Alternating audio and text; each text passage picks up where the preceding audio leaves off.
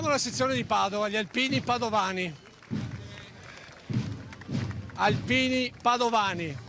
Non poteva non essere dedicata anche a loro, gli alpini. La puntata speciale di Focus in onda questa sera, da ogni città del Veneto all'Aquila, passando per gli studi di Rete Veneta a Treviso, per portare fino a casa vostra lo spirito con cui le nostre penne nere si stanno preparando all'80ª adunata nazionale.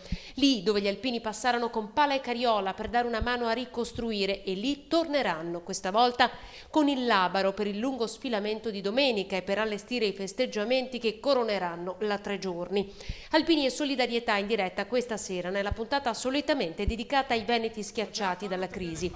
Loro insieme a due politici d'eccezione, l'assessore regionale Elena Donazzan, alpino doc, e Floriano Zambon, sindaco di Conegliano Veneto, il comune che ospiterà la prossima adunata triveneta. In attesa di seguire la lunga diretta di domenica, quando le nostre telecamere saranno accese a partire dalle 8:30 del mattino, 1 migliaio di alpini padovani sono già in viaggio alla volta dell'Aquila, la terra in cui moltissimi di loro fecero il loro primo addestramento.